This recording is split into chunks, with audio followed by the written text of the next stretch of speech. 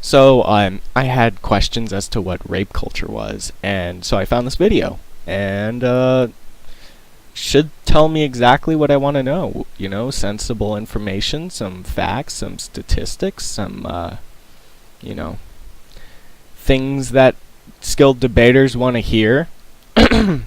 That's not gonna happen, is it? Not in these videos.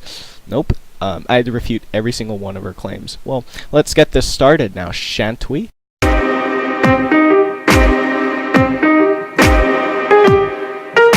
So I was walking home the other day, and this guy followed me as I was walking to my apartment.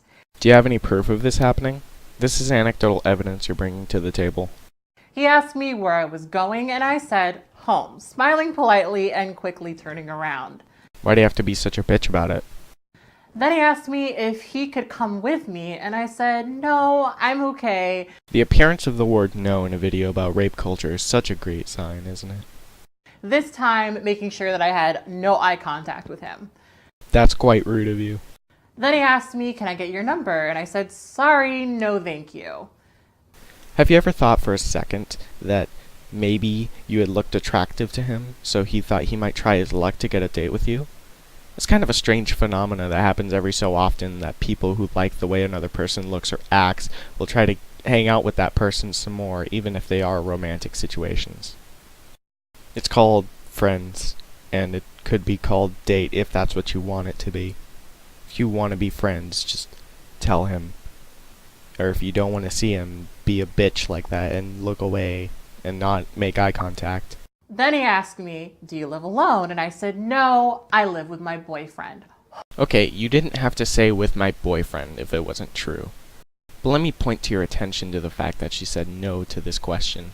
That was very smart, and I'll tell you why. Victims of opportunity are typically people who are not expected to be anywhere at a certain point in time. If I had a curfew at 9 o'clock, for instance, and someone walked over and asked me if I had somewhere to be or someone to see, and I said no, that person may realize that there's nobody that would miss me if something bad were to happen, or if he or she had something malicious in mind. Answering in a way that makes it look like you have somewhere to be significantly reduces the chance that you may become a victim of opportunity. I'll be sure I get back to this point when I discuss the topic further. Hoping that he would get the clue. Then he said, so can I get your number? So he couldn't be your boyfriend. Boo-hoo. I think what he meant by this was he was going to friend-zone himself if it meant being able to spend more time with you. Why do you think that everyone is out to get you both maliciously and romantically? You're not that hot. Maybe to him, but not to me. I have an important question that needs answering. Why exactly was this story of someone wanting to be with you relevant to rape culture? Is talking to women without permission rape now? Is making someone uncomfortable in a social situation rape? Is division by zero rape? Damn it, you people change the definitions of words to the point where they don't mean anything anymore to rational thinking people, but mean everything to the other people that aren't. Rape culture is a culture in which sexual violence is considered the norm. Oh boy. Crime in and of itself is the norm, to be perfectly frank.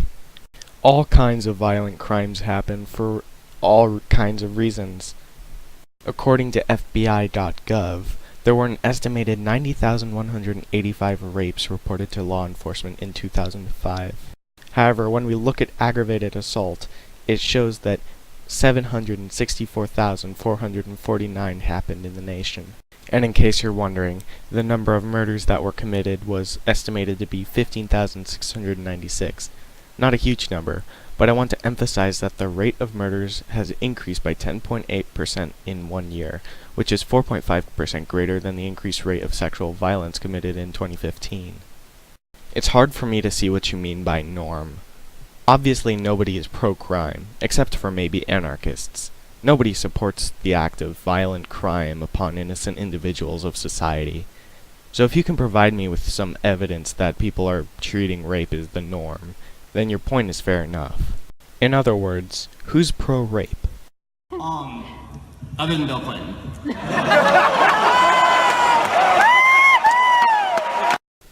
I'm trying to show the inherent irrelevance of the point that people are trying to normalize rape and sexual violence.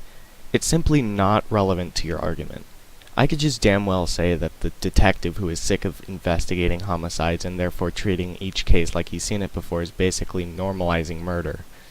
There's just no significant point to this, especially when in conjunction with the lack of evidence proving that there are indeed people normalizing rape. It's a culture where girls going away to college are told that they should invest in pepper spray keychains, but doesn't teach boys about consent. I'm going to hold you to all of your words. First of all, why should the investment in self-defense ever be labeled as bad? Because you should feel entitled to protection by other people? No, because that's an act of misogyny. Because you should feel safe in your own community? No, because as stated before, crime is an aspect of human nature, and it's inevitable that a crime will take place sometime, somewhere, and it could happen to you. And secondly, this is the kicker. If we teach all men not to rape, we should teach all murderers not to murder, or all gangbangers not to gangbang, or in this case, we should teach black people how to be civilized in civilized society. Damn! Does that sound racist? Well, I wonder how much of a misandrist you're being, you goddamn hypocrite. Emphasis on hippo. Teach men not to rape is really dumb and unrealistic in principle. It means that men have to take a class that tells them that rape is not okay, and that women are entitled to bodily autonomy, both of which I agree. However, the problem herein lies that it assumes that men are always the perpetrators and that women are always the victims in all rape cases, and that's simply not true. Crime can happen to anyone at any time for any reason. This rhetoric about how men need to stop giving in to urges is stereotypical at best and misandrist at worst.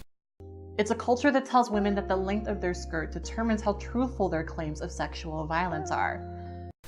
Okay, so that source isn't cited. I'm just going to reiterate the importance of evidence in situations where you're trying to push misandrist propaganda. In any event, let's assume that this is true, just for the sake of argument. If that's true, then let us logically analyze the motives for wearing such a promiscuous outfit. There is such thing as decency and modesty in today's society.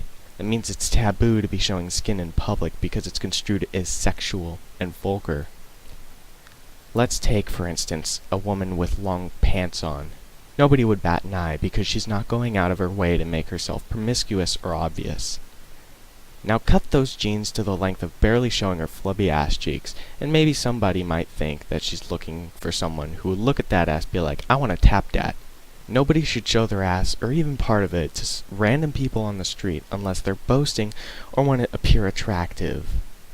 I can hardly see a scenario, except for maybe a feminist slut walk, where somebody might want to wear skimpy-ass clothing just because they feel like it, or just to protest something. People say that you're a slut if you wear short shorts because sluts wear short shorts to appear attractive and sexy to potential clients. It shouldn't be teach men not to rape, it should be teach women what to wear. I mean, you don't see men walking around in short shorts and a bra that covers an arbitrary eighth of their torso, do you? It's a culture that encourages women to keep their sexual assaults to themselves for fear of losing family members or ruining a reputation. Who would lose family members in a situation where they are accusing someone of sexually violating them? Also, allegations like rape are essentially allegations of witch back in the witch trials period. Rape is a hard crime to prove occurred, but it's not difficult for public opinion to decide the guilt. If someone claims that they've been raped and someone else is pushing this rape culture bullshit on how one should always believe the victim instead of following the presumption of innocence of the defendant, people just might look at that innocent person like they're guilty.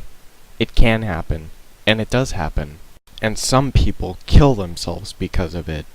It's a culture that tells boys that when they're raped by a female teacher, that they should be thankful that they were able to land a hot chick at such a young age. Here's what you mean by this. You mean that immature boys are telling other immature boys that they were lucky to have lost their virginity to an attractive woman. I think the emphasis here should be on immature. Do you really think that younger boys are going to take violent crimes seriously?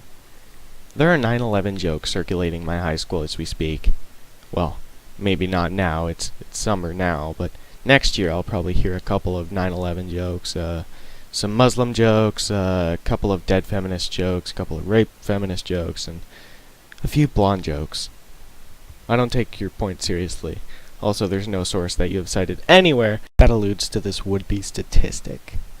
It's a culture that tells boys that they can't come forward about their rapes when their rapists are men, because surviving sexual violence makes you gay, and not being able to defend yourself makes you a wimp. Are you allergic to citing sources? Everyone knows that a man isn't gay if he is forced into a sexual situation with another man. I remember distinctly watching a TV show called The Shield, where a police chief named David Aceveda, a man, is forced to give another man a blowjob at gunpoint when he raids a house by himself. His wife eventually finds out, and this causes marital problems, but I digress. Does that make him gay? Does a man who has been shot by another man make him gay? Does a man who has been insulted by another man make him gay? Man-on-man violence isn't fucking voluntary, it just happens. As said before, crime can happen anywhere, at any time, to any person. It doesn't change their personality. Nobody can assume that a man is gay based on the fact that his rights as a person were violated. I don't think anyone is making this case except yourself. I think you're pulling a huge straw man out of an argument that doesn't even exist. It's a culture that jokes freely about men getting what they deserve in prison from other inmates. Okay. They're jokes. Means they're not supposed to be taken seriously. Like your goddamn hair. It's a culture that teaches men that they're incapable of being survivors of sexual violence because of physiological responses. There's no coherent logic that applies to this kind of argument, whether it actually exists or doesn't. Let's assume, for the sake of argument, that it's true that all sexual contact that a person feels releases dopamine in all situations regardless of consent. Scientifically, it's accurate to suggest that it's pleasurable to have sex, don't get me wrong. But saying that all sex creates the same amount of pleasure to an individual in every situation means that you can say that all women enjoy all rape. Physiological responses between men and women aren't that much different. Dopamine is still dopamine whether it's released into a male or female body. Endorphins are still endorphins. If my argument that women enjoy rape is false, then I implore you to prove how your argument is any different. It's a culture that teaches men that street harassment is a favorable way of approaching a woman. So how do you want to be approached, my fucking queen? Little miss, I am entitled to a respectable encounter by a Mr. Prince Charming. How would you want to be approached? You know, back in my day, it was considered polite to compliment the way a woman looks. Why else do women take 30 minutes in the bathroom with beauty products? I wouldn't want to do it just for the hell of it. Oh wait, I never use beauty products because I don't care how people see me. Women, on the other hand, need to apply anti-frizz to their hair, apply facial durability potions, use Sharpies for their eyebrows and pluck their unis, brush or clip their hair into 84 million different styles, and so on. It's like they're self-conscious about how they appear to other people in public. I mean, if you're not looking for a date, why do you feel the need for people to be attracted to you? Why must you seek to look gorgeous in public? Okay, maybe not you in particular, I think you can use a couple of lessons, but the ones that actually look hot in public are people I'm actually confused about. Why would you go through all of this work every day of every week? Do you do it just for the lulz? I mean, do you know how much that stuff costs? It's a culture where I have to say no over and over and over again, because men are taught that no secretly means yes. I don't disagree. Some men say that women who refuse the first time are playing hard to get. But I do disagree when you say that men are taught to think this way. I'm sorry, I don't remember being brainwashed into thinking I'm entitled to women's bodies. I was too busy taking this Consent 101 course to notice. It's a culture where men are more willing to respect my rejection if they believe that I belong to another man. They kind of have to, you know. I mean, unless they want to have their bones picked by your other man that may or may not exist. Also, why do women go through the efforts of looking attractive to other people if they aren't interested in being in a relationship? Rape culture is not the idea that we live in a society that supports the idea of rape. It's a culture that encourages women to keep their sexual assaults to themselves. It's a culture that tells boys that when they're raped by a female teacher, that they should be thankful that they were able to land a hot chick at such a young age. It's a culture that tells boys that they can't come forward about their rapes. I better respond thoughtfully to this one.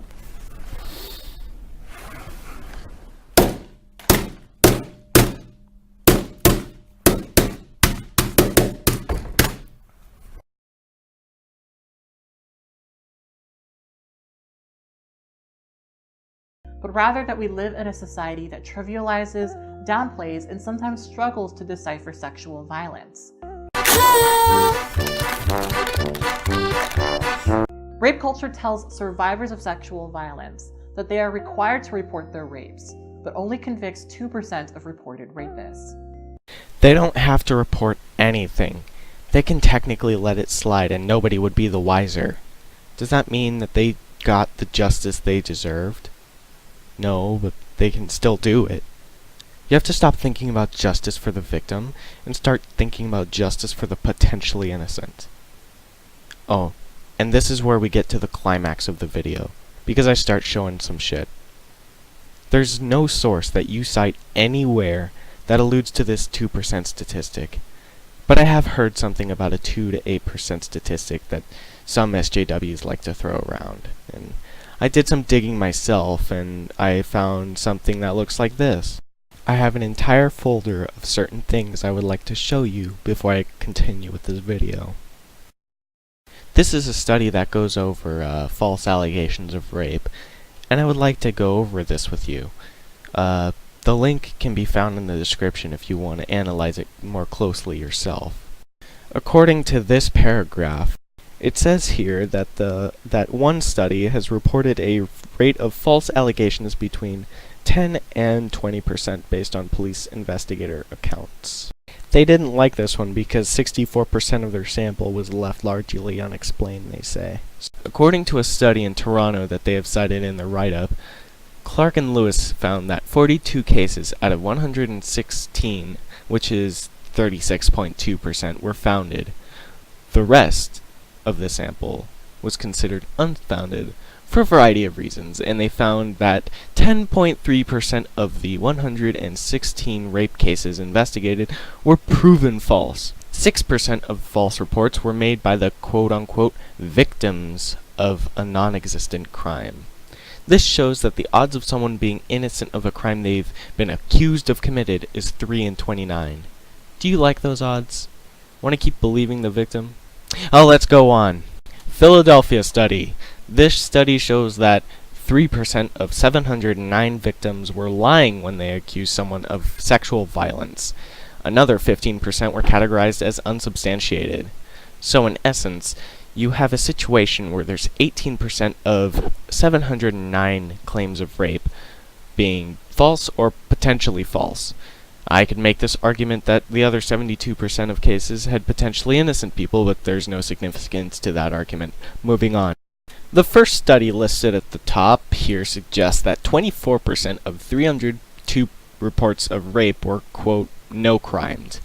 They go on to say that 34% of those no-crimed cases were classified as false, which means that there's an 8.3 chance out of 302 reports that a person is actually innocent.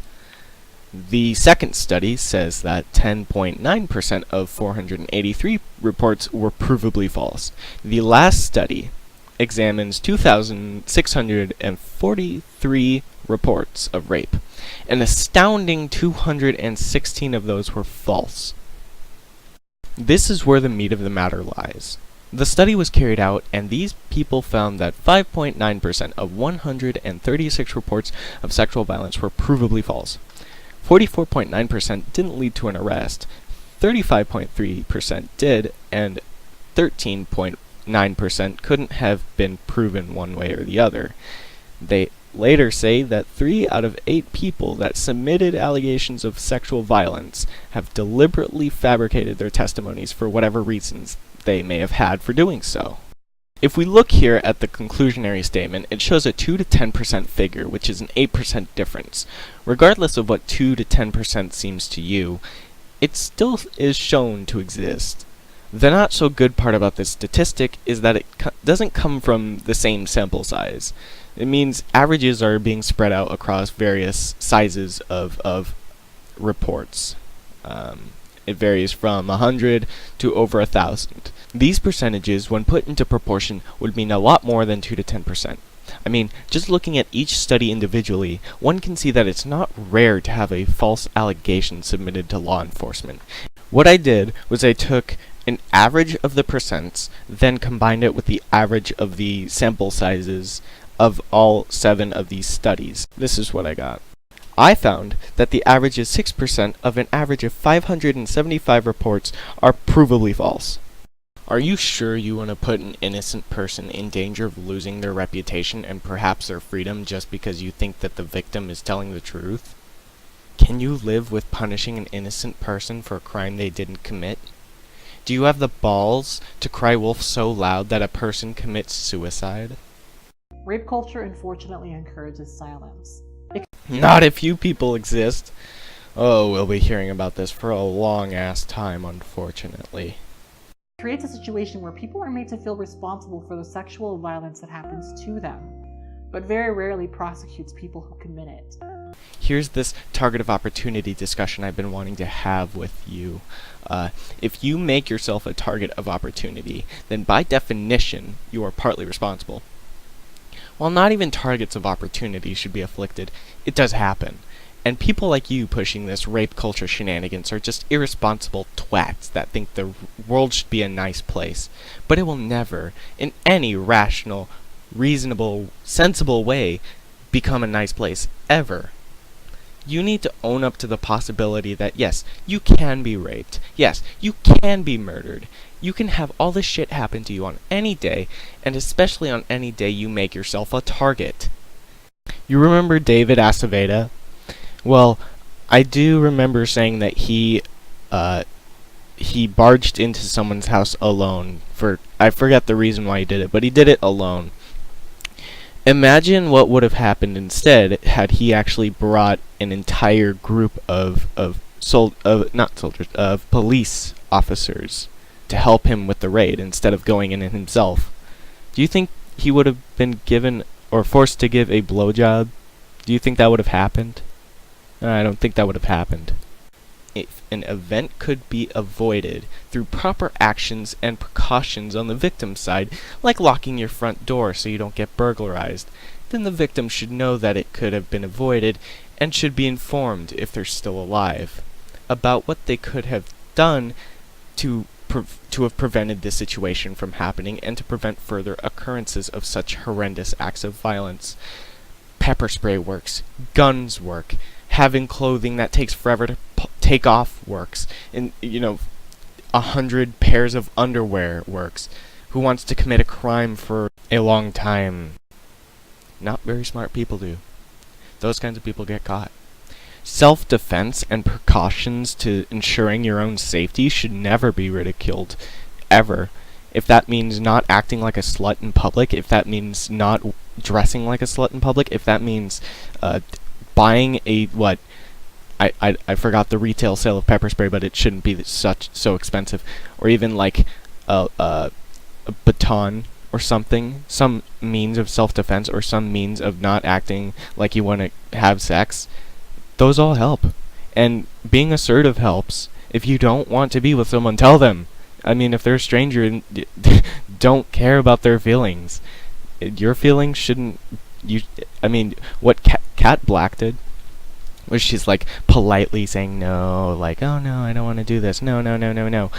It's like, bitch, get away from me. I don't want to associate myself with you. You gotta get up in their face. It's a marvel to me how people care so much about the feelings of strangers. It's such a marvel to me, especially if it's someone you never want to see again.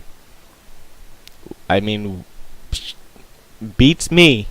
Thanks for watching this video. Be sure to leave a like if you liked it, a dislike if you didn't, and a comment for feedback. It really helps.